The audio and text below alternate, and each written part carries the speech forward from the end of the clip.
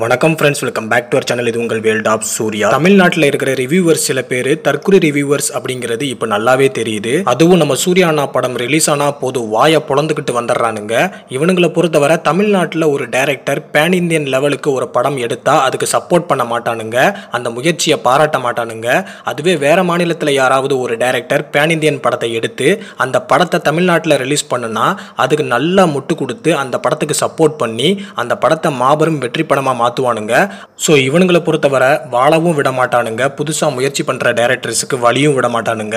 So Kanguva படத்தை எடுத்துக்கிட்டிங்கன்னா VFX நல்லா இருந்துச்சு, ஸ்க்ரீன் பிளே பக்காவாக இருந்துச்சு, எந்த இடத்துலையும் லேக் இல்லை, ஸ்டோரி டெல்லிங் சூப்பராக கொண்டு போயிருந்தாங்க, இன்ட்ரோ சீன் வேற லெவலில் இருந்துச்சு, சூர்யா அண்ணாக்கு கொடுத்த அந்த எலிவேஷன் சூப்பராக இருந்துச்சு, வில்லன் பாபி டியோலோட சீக்வன்ஸ் எல்லாமே சூப்பராக இருந்துச்சு, அண்ட் அவரோட பர்ஃபார்மன்ஸும் சூப்பராக இருந்துச்சு. ப்ரெசென்ட் போர்ஷனில் எடுத்துக்கிட்டிங்கன்னா நம்ம சூர்யா அண்ணா பிரான்சிஸ் கேரக்டரில் செம்ம கூலான ஆக்டிங் கொடுத்துருந்தாரு. ஸோ ரொம்ப ஸ்டைலிஷாக இருந்தார், மனுஷனுக்கு வயசாகுதா என்னன்னே தெரியல, பார்க்கறதுக்கு இளமையா இருந்தாரு. அண்ட் அது மட்டும் இல்லாமல் ப்ரெசென்ட் போர்ஷனையும் ஹிஸ்டாரிக்கல் போர்ஷனையும் அவங்க கனெக்ட் பண்ண விதம் ரொம்பவும் நல்லா இருந்துச்சு. ஸோ மாறி மாறி ஸ்க்ரீன் பிளே சூப்பராக பண்ணியிருந்தாங்க.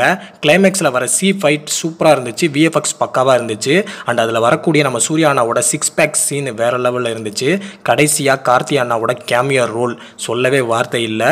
ஸோ இப்படி ஒவ்வொரு சீனும் பார்க்கறதுக்கு ரொம்பவும் நல்லா இருந்துச்சு. அண்ட் அதுலேயும் முக்கியமாக படத்தில் அவங்க பேசக்கூடிய தமிழ் டயலாக் எல்லாமே எல்லாருக்கும் புரிகிற மாதிரி இருந்துச்சு.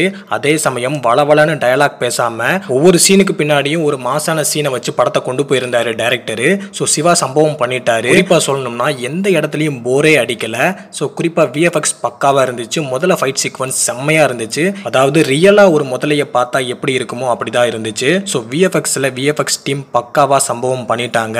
ஸோ கங்குவா படத்தை பொறுத்தவரை இப்படி சொல்லிக்கிட்டே போகலாம், பாசிட்டிவ் நிறையாவே இருக்கு. அண்ட் அது மட்டும் இல்லாமல் 3Dல படம் பார்க்குறவங்களுக்கு செம்ம ட்ரீட்டா இருந்திருக்கும் இந்த கங்குவா படம். ஸோ பாசிட்டிவ்ஸ் நிறையா இருந்தும் இந்த தற்குறி யூடியூபர்ஸ் நிறைய பேர் பார்த்தீங்கன்னா காசை வாங்கிக்கிட்டு படம் நல்லாவே இல்லை, போர் அடிக்குது, 2000 கோடியா முதல்ல 200 கோடியே அடிக்காது அப்படி இப்படின்னு வாயிலேயே வடை சுடுறானுங்க.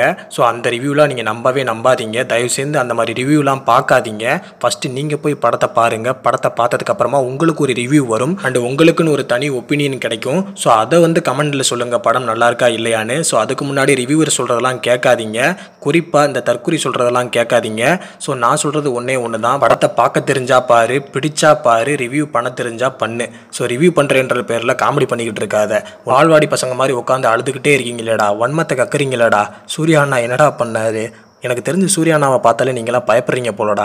ஸோ நான் சொல்கிறது ஒன்றே ஒன்று தான் அன்பான ஃபேன்ஸ், படம் பார்த்துட்டு படம் உங்களுக்கு பிடிச்சிருக்கா இல்லையான்னு கமெண்ட் பாக்ஸில் கமெண்ட் பண்ணுங்கள். ஸோ யார் சொல்கிறதையும் கேட்காதீங்க. படம் என்னை பொறுத்தளவு இல்லை, நம்ம ஃபேன்ஸை பொறுத்தளவு, ஜென்ரல் ஆடியன்ஸை பொறுத்தளவு படம் உண்மையாகவே நல்லாவே இருக்குது. கண்டிப்பாக மிகப்பெரிய அளவில் பாக்ஸ் ஆஃபீஸ் சம்பவம் பண்ணும். ஸோ அவங்களே அஃபிஷியலாக சொல்லுவாங்க பாக்ஸ் ஆஃபீஸ் எவ்வளோ பண்ணியிருக்குன்னு. ஸோ கடைசியாக நான் சொல்கிறது ஒன்றே ஒன்று தான், நெகட்டிவ் ரிவ்யூஸை நம்பாதீங்க. தற்குறி தான், நம்ம தலைவன் தான். படம் சூப்பராக இருக்குது, பாருங்கள்.